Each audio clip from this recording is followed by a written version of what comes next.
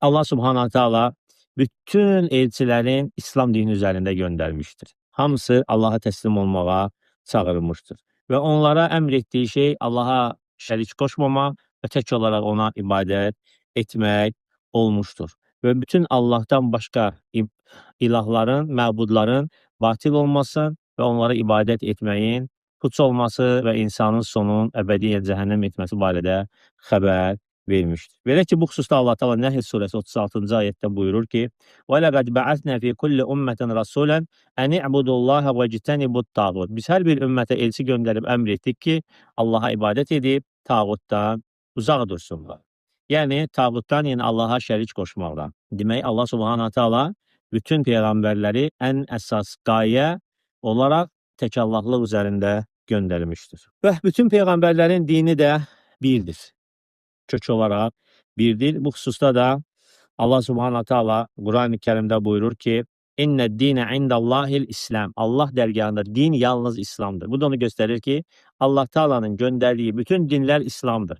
Ve hemçinin başka yönden onu gösterir ki Allah dergahında kabul olan din de İslam dinidir. Ali İmran suresi 19. ayet.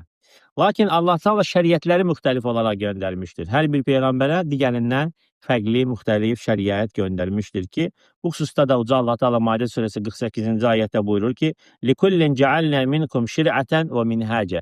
Biz sizlərin hər birinizə şəriətlər və mənhəclər qoyduq. Mənhəc yol deməkdir. Şəriət də, yəni dinin gətirdiyi həmin o risalət, hansı ki içində əhkamlar vardır. Həmçinin Allah Resulü sallallahu aleyhi ve sellem Buxarinin rəvayət elədiyi hədisdə buyurur ki: "El-enbiya'u ihvatun li'allat." Peyğəmbərlər ana bir qardaşdır. Umməhatuhum ata bir qardaşdır. Umməhatuhum şəttə. Onların anaları müxtəlifdir. Və dinuhum vahid. Lakin onların dinləri birdir. Bu hədisin mənası o deməkdir ki, yəni onlar anadan ayrı, atadan bir qardaşlar. Atadan bir qardaşlar o deməkdir ki, onların yəni dinləri eynidir.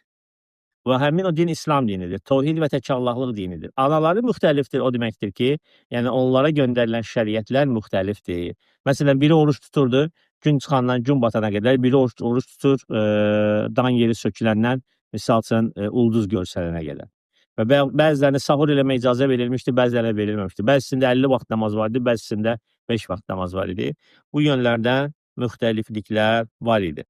Allah Subhanahu Teala peyğəmbərlərdən əhd almışdır. Bütün peyğəmbərlərdən. Həmin o aldığı əhdlərdən də biri o idi ki, sonda Muhammed sallallahu aleyhi ve sellem gələcəkdir. Hamısı özündən sonra Peyğəmbərimiz sallallahu aleyhi ve sellemin gəlişi ilə öz ümmətin müjdələmişdir.